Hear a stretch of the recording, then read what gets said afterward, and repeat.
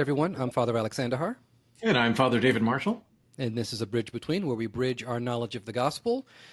We bridge some time off, as you and I have each taken some Oh, time yeah. off, and we'll be taking a little bit more time off during the summer. And what else are we bridging, Dave? We're bridging ourselves. So, what this gospel means to you and me, and that maybe it'll mean something to somebody else too. There you go. So, Exactly.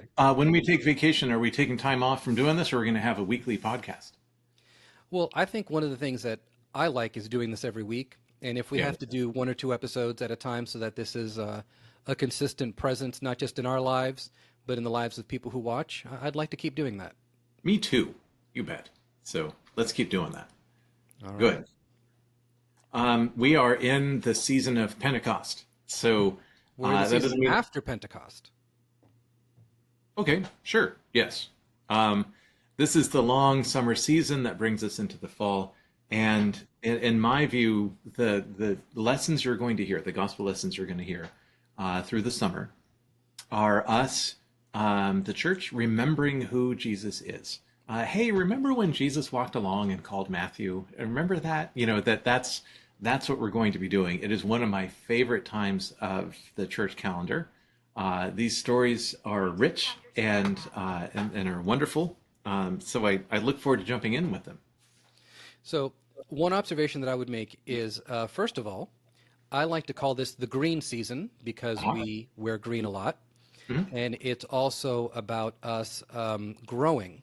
So, we've been given the Spirit, we've been given the spiritual food, the seeds have been planted, and we're going to go ahead and grow. And the other thing I was going to say is for all of our viewers, if you could just take your chair and move all the way to the back of the room so you can then close the door and then scoot all the way back up front. You want me to, or you want our followers to do that? Oh no, if you could close the door. I thought you were giving directions to. I'm just gonna roll back over. There we go. Yeah. Is that better? Oh yeah, well I mean just in case, we don't want to disturb anybody, but yeah, I mean if people want to close their own doors and watch us, Right. quietly, that's good too. Right. So Wasn't there like a radio show in the 40s or whatever, like close the curtains and lock the doors. You're about to go into the house of horrors or something like that, you know. Uh anyway, you're not. This is going to be good news stuff that you're going right, to hear. See, exactly. open the windows and share. It's going to be awesome. Yeah. So, So we've got a good reading today from Matthew, which actually starts with the call of Matthew, and we go just past a couple lines of that to the next part. as Jesus sat at dinner in the house, many tax collectors and sinners came and were sitting with him and his disciples. When the Pharisees saw this, they said to his disciples, "Why does your teacher eat with tax collectors and sinners?" When Jesus heard this, he said, "Those who are well have no need of a physician, but those who are sick. Go and learn what this means. I desire mercy, not sacrifice. I have come to call not the righteous, but sinners." I like that. Jesus. That's good news.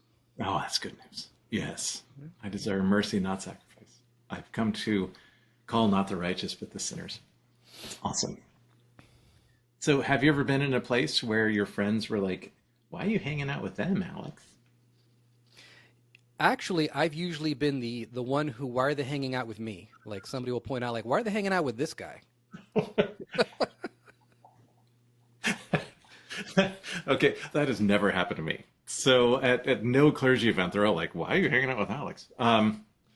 So, Well, um, this happened a long time ago when I was, the whole high school clique thing, and the differentiation of different groups along different interests and lines and oh, levels of absolutely. popularity and such Right. that you have. And so people are like, why are you hanging out with that guy?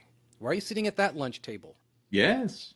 Yeah, it happens. It's still happening today.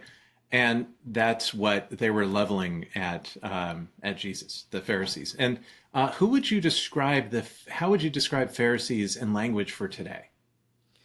I've heard it described a few different ways, and I think in the modern context, I find that a person who we might call a Pharisee is greatly concerned with how the church looks and is perceived by the world, and is greatly concerned with doing piety the quote-unquote correct way, Mhm. rather than the people who need help, the people who need to receive Jesus. And sometimes that it's not about my own personal piety. Sometimes it is about the ones whom Jesus has called. Yeah, yeah. I'm going to take your definition. I'm going to expand it a bit. Mhm. And the Pharisees often are painted as the villains, and I don't think Jesus sees them as that. Jesus loves them as he does. Jesus loves everybody. But the Pharisees are the ones who have devoted themselves to study and rigorous practice, and that what the tradition they were given, they are trying to live into that tradition the best that they can. And they had a particular holy code that it was really important about who you ate dinner with, who you ate with, who you didn't eat with. Right. That they believed they are holy. Therefore, to remain holy, they have to do some very narrow, holy type behavior. And Jesus loves them, and I'm going to say even loves them for it. Of like, look, this is what you've been given, and you're doing your best at being in there. I didn't come to call the righteous, who are the Pharisees. I didn't come to call them. I'm here for sinners. That he wasn't segregating them and saying, you guys are all going to hell or what. No, no, no, no. He loves them. But he is then highlighting who he is there for. So I hope that I'm not giving them too much of a pass, but it's also, people are really dedicated to their faith, and yeah. What I would say, so let me give an example. I think the Pharisees missed the point. They missed the point on a great level, because they're doing all these acts of piety. They're Mhm. praying, for example, Jesus says, don't be like the Pharisees who pray out in the open and they, have a big Yeah. old trumpet in front of them and all these things. It's not just about getting something done.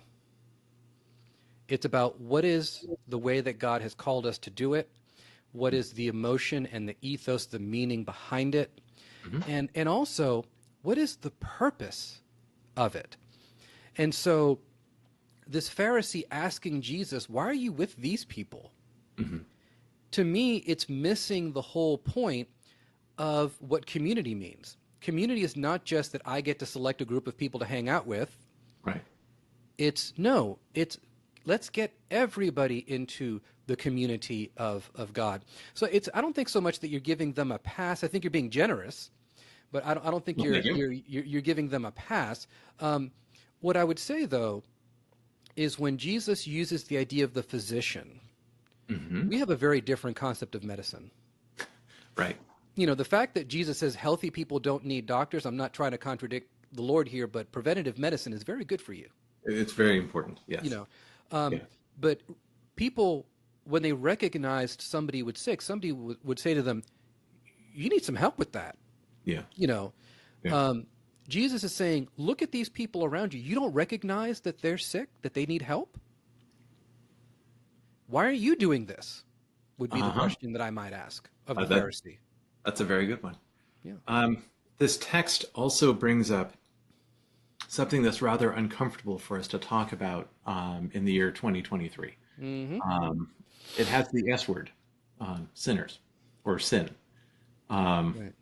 yeah, um, and so, folks, Alex and I are going to treat sinners and the word sin gently. Okay, that for some that are listening, you have been, as the sin or sinner has been used as a weapon, as a way to hit, to hurt, to hold down, to eliminate, Marginalized. Yeah. thank you, right? And so, Alex, how do you see Jesus using the term sinners? Well, not that I want to go down the road, but I don't know what Greek word he used to describe it. So I don't mean to tempt you and then not let you go do it. But when I think of, for example, the person who might be hearing this who doesn't come to church, for example, Okay. what rationale am I giving them to come to church if I'm telling them that they're a sinner, or if I'm telling them that I'm using that word, you Right. know.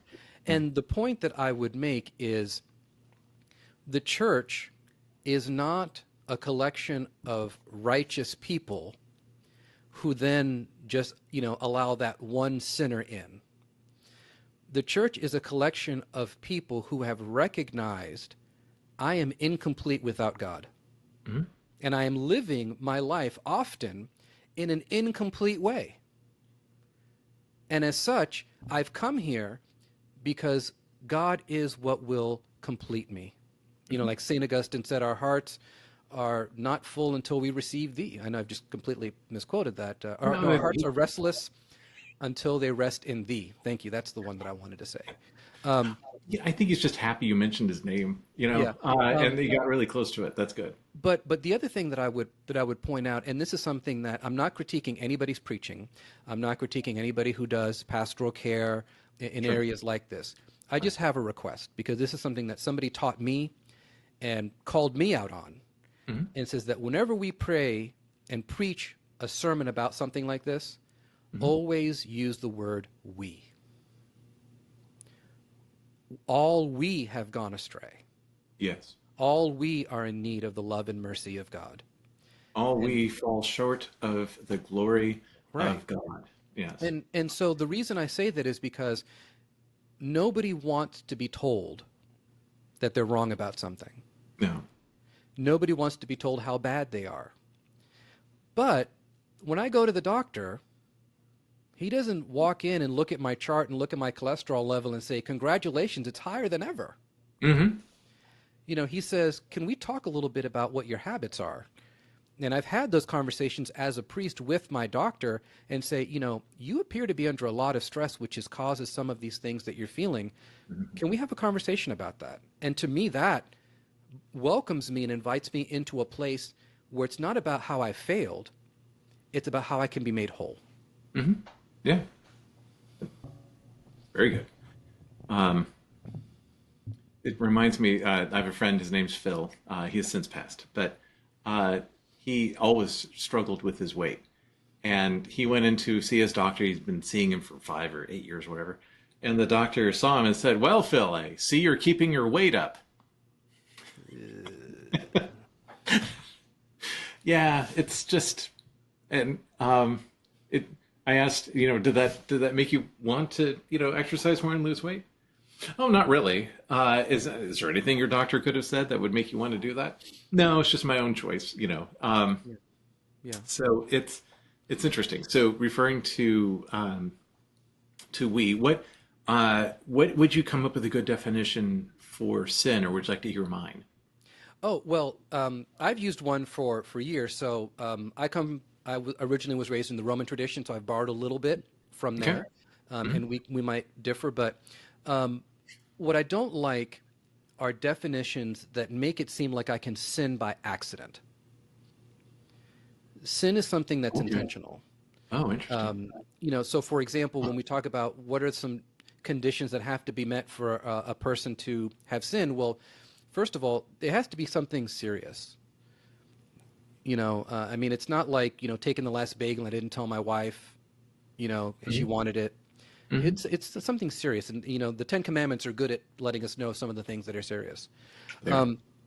We have to know that it's wrong. Mm-hmm. There are some things that we can be completely ignorant of as we grow up about what is right and what is wrong. We have a conscience, but we're still raised in a thing. I remember, I'll just tell this story very quickly. I was about 6 or 7 years old. We were living in South Florida, and it was my first time at Hollywood Beach.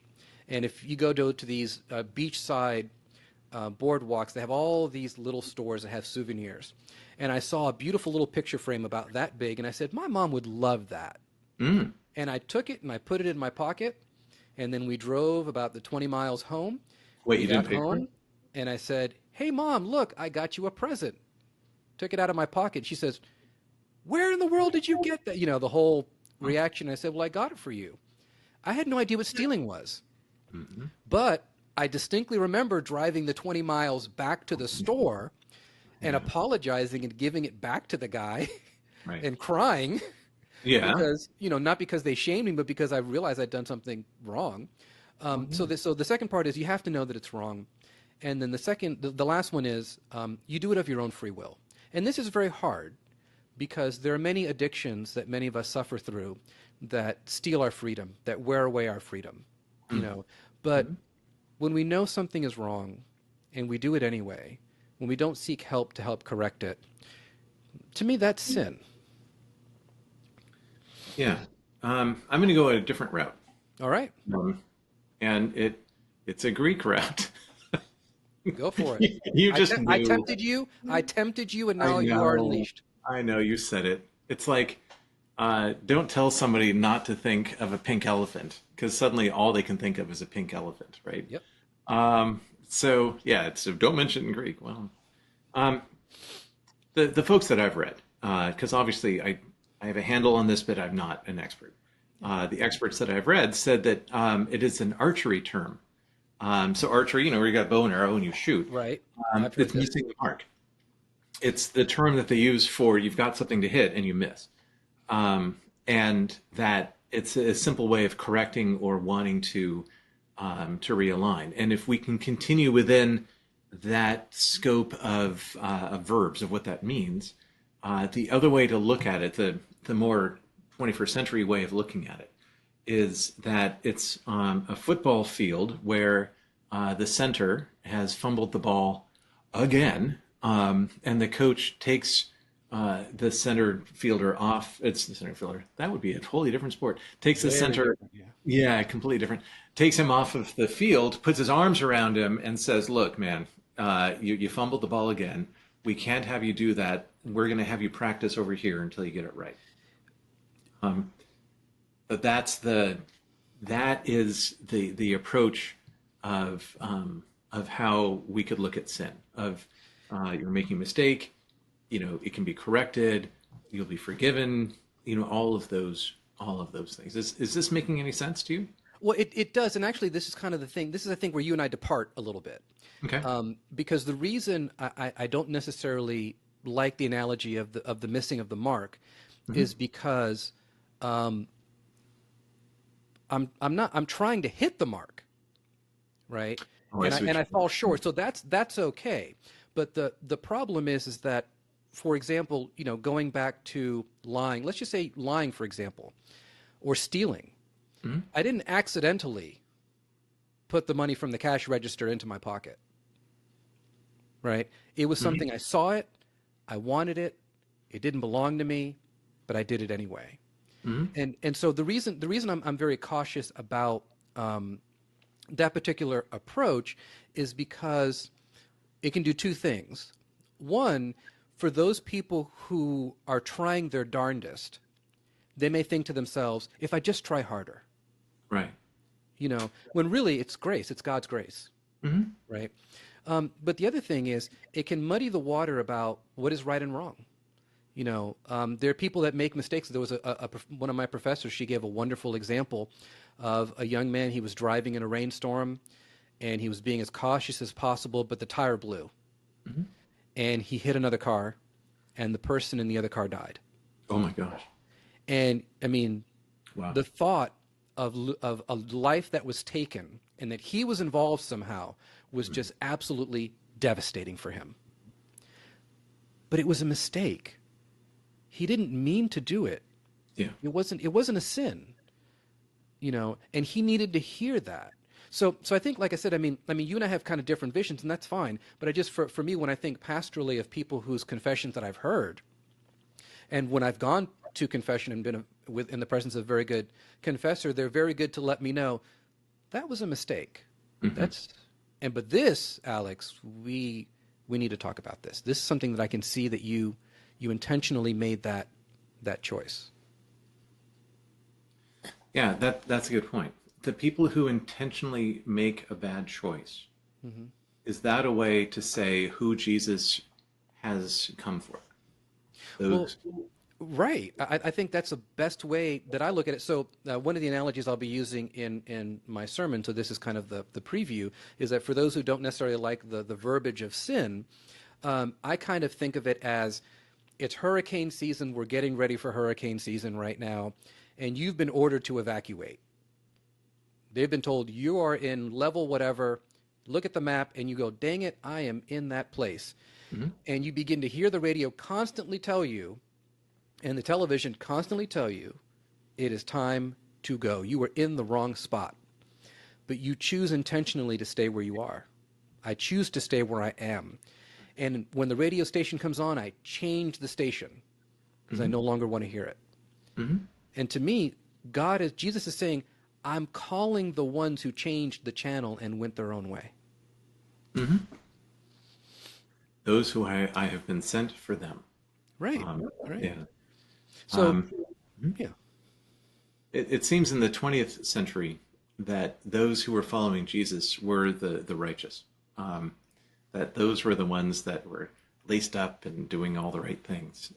When in fact Jesus is calling for all of us who do fall away, and we do have this particular nature in us that wants to fall away, that wants to not do what we're supposed to do.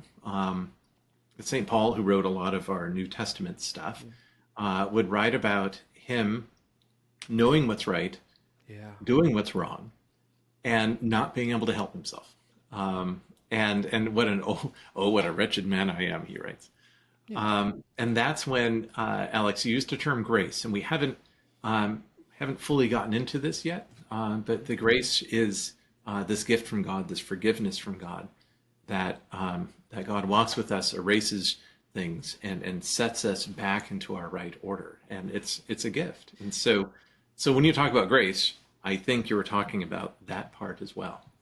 And there's one more thing I wanted to add to that, and this I think is very important for those who are listening. When we recognize what we've done, and it's outside of what God has built us for. He's built us for love and compassion and all these wonderful things, and joy, and to be in a relationship with God. Mm-hmm. When we're outside of those things, we're going to feel shame. Mm-hmm. We're going to feel guilt. We're going to feel all those things. What God is most concerned about is our soul, us. Mm-hmm. All that other stuff, because of grace, it's going to go away. Yep. In the right way, not like we just tell ourselves, well, I didn't do anything really that bad and my Right. guilt goes away. But Right. I mean that we think a lot more of our guilt and shame than God wants to focus on. He's like, okay, yeah, that's fine. Yes, it happened. Where's your heart? Why isn't it with me? Mm-hmm. Yes. The last part to bring up about this is the reason why we're treating sin gently and carefully is that if we were to do it any other way, I would I'm going to use I statements, no longer we statements. If I didn't treat it that way, I will be the biggest hypocrite out there. Because I too am a sinner. It happens. It's a part Well, of being. I would say let's compare our hypocrisy offline, and we'll see who's bigger. Nice. Yes. But in a lot of us, most of us, all of the United States, whatever you want to Yeah. put, have been through a highly hypocritical stage in the church's history in this country, and maybe around the globe. That this whole thing of don't do that, and then they were doing the same thing that we're not called into hypocrisy. We are called into this genuine, vulnerable relationship with Jesus, to tell him what we've done and be forgiven, and then to help others. And I just want to, for some reason I have some really good ones today, but I just want to share this one as well, which is when we talk about the great physician, Jesus, and we talk about why it's him and not someone else. I think I was in my 20s, and I started attending like a primary care physician, and then I found out he smoked. Now, okay, not perfect. We're all human beings. Right. But just there seemed something a little strange about him telling me, "Hey, listen, stay away from cigarettes, stay away from this kind of stuff here." I know it wasn't the right thing to do, but I had to change doctors. I'm sorry. That was judgmental of me. But Jesus is the one who can say these things with real authority and not be a hypocrite. He is the only one that can do that. Yeah. Yet he didn't come for the righteous, the ones that look and act like him. He came for the outsiders, the outcasts, the ones who feel poorly about themselves. That's who Jesus is calling. Um, And and we're going to, although we're coming near the end of our time, you're going to hear more about this. That Jesus is one of these people that he will say it and then he will back it up. mhm. So he will say these things. Well, I've come not to call the righteous, but the sinners. And then he goes and hangs out with the righteous. No, no, no, no, no. You are going to watch what he does, of how far he's willing to go with those that are outside, and how far he travels to go get them. And if the church wants to be a witness, as we're called to do, Right? we need to be associating with those people who have felt cast out, who have felt that there's no place for them in the church. Yes. Yep. We have a synagogue next door, and one of my favorite things that they do is when they're together and they're praying, is they say, "Remember, you once were an alien. You once were outcast. You once were not what you are. Or we are called to bring those who are on the outside and to bring them into where we are." It's just this beautiful. Just remember, you too were once an alien. Exactly. And And it's that's where, for myself, when I speak to somebody who may be going through a hard time, I say, listen, I may not have been where you are exactly, right, right. but I was in a hard time, and God said, I will bring you home. You can come home. You And I can. think that's really that's so much of the essence of the gospel is just turn around and come home. Yeah, yeah, yeah. It's great. Well, we're going to talk more about this, I'm sure. All So, right. So we'll catch everybody in the next episode. And it's been a pleasure, Dave, especially with this wonderful topic that like I said, we're going to talk more about. But I've really enjoyed this particular conversation. thank you, Alex. And I had trepidation when talking about sin. I was a little worried about this, and you have made it much easier, as my doctor, to help me and to walk me through it. So I am looking forward to the next time we get to talk about this, which will be very soon. So thank you for being my friend. Thank you for being my friend. And we will catch everybody in the next one. Bye, everybody. God bless.